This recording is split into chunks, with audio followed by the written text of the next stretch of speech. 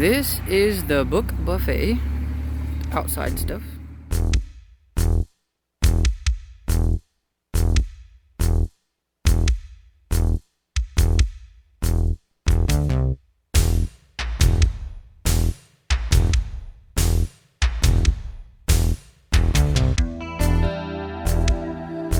My favorite section.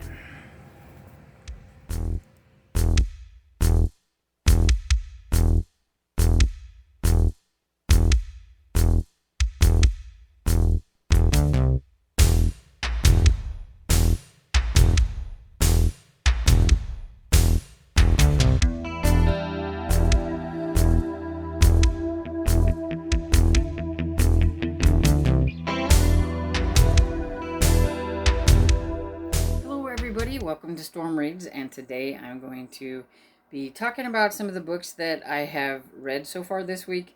I meant to make another vlog, but it didn't quite go so well. I did take some footage of my book shopping escapades on Friday, so you will probably have already seen it by now. I'm going to pop it up on here first, so it's kind of like not a vlog, but like a baby vlog maybe, I guess. I even thought, well, I'll do a weekend vlog, and I really haven't done that either. So just that one little clip that I have, but at least you can see the used bookstore and the book buffet that I talk about. I showed a picture of some video of that, and then a little bit on the inside of my used bookstore. But I am going to talk to you now about the books that I have read this week before I forget about what they're about. And so I have finally finished The Madness of Crowds by Louise Penny. Wasn't a very big fan of this one. I gave it 2 stars. I just didn't really care for the subject matter. I think that she jumped the gun a little bit on the whole pandemic thing, because Three Pines is coming out of the pandemic and things like that. Well, it's not really. We're not really out of it. It's not maybe quite like it was in 2020, but 2021 still hasn't been all that great. And I don't want to read about it, really. I can handle any other pandemic, but I don't want to read about the one that I'm, currently in. So I think that authors really should just not write about it, but that's just me. And then I didn't like the euthanasia of mental the handicaps and stuff like that, the moral issues of that kind of thing that's come off of like the pandemic is what it is about, and it just wasn't my thing. And I just really, this series has just kind of gone downhill for me, and it's very repetitive, and there's things like I don't really care about Ruth's duck, and I could care less about I think it's a dog that they adopted that looks like a rat or whatever, and they make fun of it all the time. It's things like that it's in every book, and it's like, who cares? Who really cares? I don't really care anymore. It was kind of fun at the beginning, but now it's getting old. And there was a lot of cussing in this one, which, I mean, it's not like I'm like anti that or anything, but it just seemed like, and I don't know if it's just me, but this one just had an excessive amount in it. And it was just, I just didn't like it. So yeah, 2 stars. I will possibly try the next book in this series, but I think I'm about finished with this series. This was number 17 that came out this year. And then I finished up, it's hard to see because of the coloring, but it's beginning to look a lot like Murder by Maria Del Rico. And this one is the 3rd book in the Catering Hall series. I give it 3.5. I would probably put it as 4 stars on Goodreads. I did enjoy this one better than the other 2 in this series. I'm just trying to get myself to quit thinking about it as it's just not the other series by this author. Ellen Byron wrote the Cajun Country series, and this is her other series under her pen name, and it's just not the Cajun Country series, and I just need to, let myself, get to know these characters and everything. But I do think I like this one better. It's got a lot of characters, and um, some of them I like, some of them I don't like. But this one, Jamie is Mia's best friend, and he there's a guy weaseling in saying that he's his like long lost brother or whatever, and he's there's something about him that's kind of off, and so Mia's trying to figure things out, and he ends up dead, and so Jamie and Jamie's other brother are kind of like the suspects, so she's got to figure out what's going on, and I liked it. It was cute. And the next book I finished was the three book problem by Vicky Delaney. This is the seventh book in the Sherlock Holmes bookshop series. This comes out in January of 2022, so it's an early review. I really like this one. I gave it 5 stars. It's one of my favorite series, so I knew I would enjoy it. This one is probably the one that has the most about Sherlock in it. For those who's not huge fans of Sherlock, this, even though it's about a bookstore that caters to all things Sherlock, it's not really about Sherlock that much. But this one, Gemma and Jane are hosting, or not hosting, but catering a Sherlock themed weekend that the guy David is hosting at this like fancy place. And the host ends up dead, and so they've got to figure out what's going on. And you've got a slew of people. It was really, really hard to figure out. I did not have it figured out. I I thought it was going to be somebody else, and so I was surprised that I got it wrong, but that's okay. I like it whenever I can't figure it out. So sometimes it's really easy to figure out, and then sometimes it takes some thinking. But yeah, I didn't get that one figured out, but I really enjoyed it. Then I finished Mistletoe, Musaka, and Murder by Tina Cashian. And this book is the 5th book in the Kebab Kitchen series. It's the last book. It was our series read along. It's not my favorite series. It had some bumps there, here, and there. I think the first book I gave 2 stars. The second book I DNF. The third book I may have given 3 stars to it, 2.53 stars, somewhere around there. The fourth book I gave it 4 stars, and then this book I gave 3 stars. So yeah, it's had a few bumps in the road, but it's finished now, so that's cool. This one is about a polar bear plunge, and somebody ends up murdered during the polar bear plunge, and the suspect is one of Lucy's friends, so she's going to have to figure out what happened, and it was okay. I liked the one before this, like I said, more than this one, but I'm glad it's got it read and that it's done, and I can check it off my list of series that I completed this year. So. Then I finished Stuart Gibbs' Once Upon a Tim.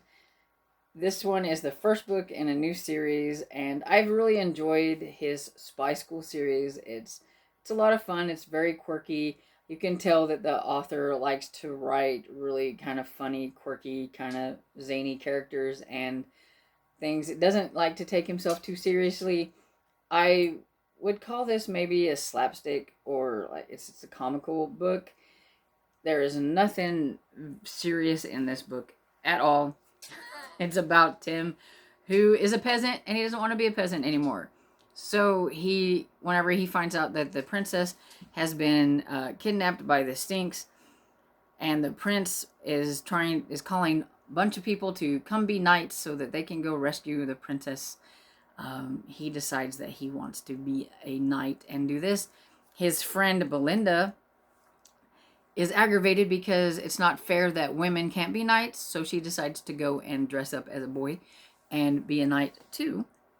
And so they go off, and then there is the village idiot who accidentally is there. He never wanted to be a knight. He just kind of showed up, and they're the only 3 that showed up. So they are the ones going on the adventure to be the people that rescue, along with the magician, who you come to find out is not very good at his job. And the prince, here he is, the prince who pretends he's all this, that, and the other, and he's really basically a scaredy cat. And so it's pretty much up to them to try to figure out how to do things. And it was a lot of fun.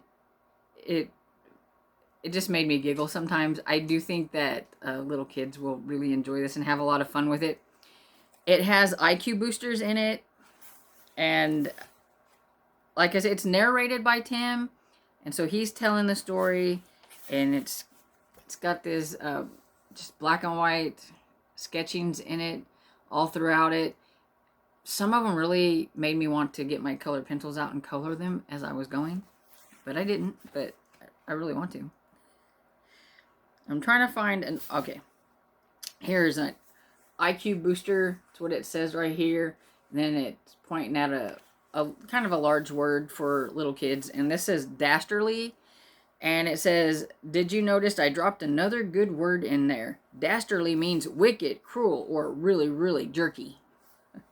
As in, the dastardly school administrator cut the budget for new books for the library. So yeah, so it cuts in, and it usually has it like in parentheses, and it tells you what the word is about. And so I thought that was really cool, because you can say the kid can say that they're learning things while they're reading this book, because he throws quite a few IQ boosters in there and then tells them the definition of them. So it's a good learning book as well. And yeah, it was just cute. I liked it.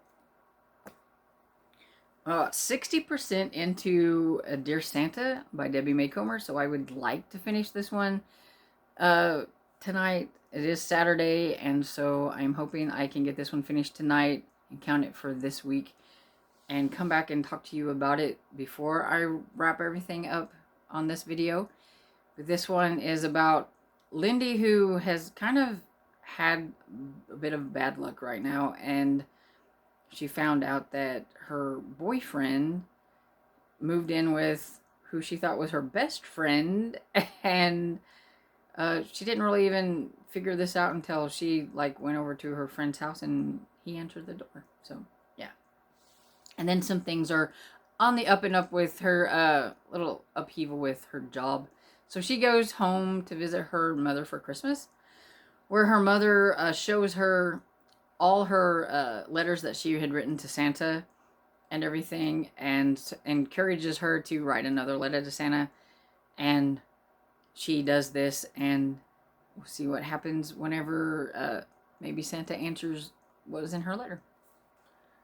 Also currently reading Up to No Gouda by Linda Riley. And this one is the first book in a grilled cheese mystery. Yeah, I thought it was a grilled cheese mystery. Make sure I said it right. And this one comes out, I believe, next month as well. So this one's a 2022 book. Really trying to stay up on review books that I have. So I'm really enjoying this one so far. I think I'm maybe 30% into it. And the dog is so adorable. Also reading Paradise Valley by Robin Carr, which is the number 7 in the Virgin River series. And this one has some pretty heavy topics about one of the characters coming back from being over in Iraq, I believe it is, and he's gone through some war things, and he's come back different than when he left, and he's having to deal with some things, and it's just kind of sad. And the last book that I think I'm in the middle of is The Man Who Died Twice by Richard Osman. It's the second book in the Thursday Murder Club. I have about 7 hours left on this, so I don't know, probably about 30 or 40% into it, somewhere around there. And I'm enjoying it. It's fun being back with the senior sleuths that is in here. It's not technically a cozy mystery, but it's kind of cozy adjacent. So that's all the books that I'm currently in the middle of. Hopefully I can get at least one more book done before tomorrow. We'll see. It's early still. It's only about 3:30 in the afternoon, so I can finish one more book. We'll see. I will come back and update you whenever I do. So it's Sunday morning, and I thought I would come on here before I go to church and just talk about Dear Santa by Debbie Maycomber. I finished it last night, and it was super cute and definitely had the Christmassy warm and fuzzies. I do think that the ending was a little rushed, but besides that, I really enjoyed it. It's about Lindy, who's kind of at crossroads in her life. She had problems because of some things that happened with her boyfriend and her best friend. And then the job that she has, she's worked so hard for, but she has to prove herself, and she feels kind of like she's not really been appreciated, like she's been underappreciated and everything. And some people think that she shouldn't have got the job that she did, so she needs this project that she has um, bid for or whatever and done. She needs it to go through. She needs to get that so she can prove that she was the right fit for the job. But meanwhile, she's decided to take some time off and go and visit her mother for Christmas. She's going to be there for like 2 weeks and just kind of reflect a little bit. And while she's there with her mother talks to her about, do you remember when you used to uh, write to Santa and everything, and tells her that she still has the Santa letters, and that she thinks maybe she should read these letters and stuff. And when she does, she starts to realize that a lot of times when she did write to Santa, that the things she wrote, did kind of come true. And so her mom says, I think you need to write a letter to Santa. So she thinks that's really stupid and doesn't want to do it. But then she couldn't sleep, so she decides to write to Santa. She would like a new best friend and maybe a guy that would treat her really well, and to be really successful with her job and things like that. And then like the next day, she meets her best friend from school, like middle school, and they reconnect and everything. And it just kind of goes from there. And it was really cute.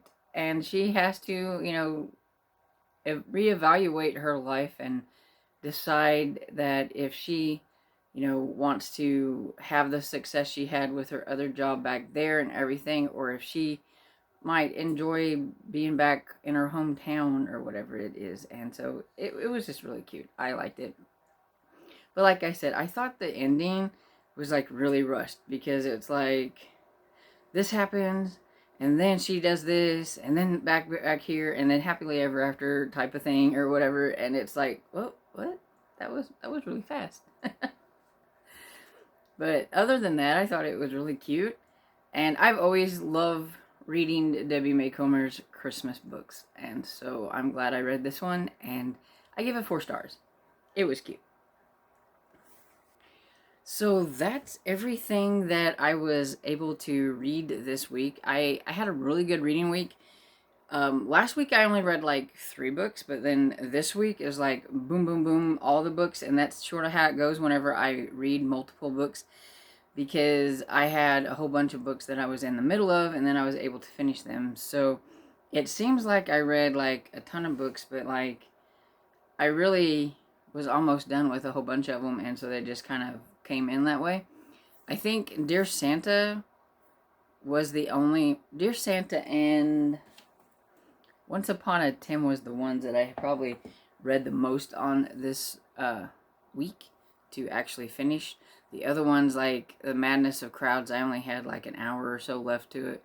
The It's beginning to look a lot like Murder. I only had like a few hours left in the audiobook on that.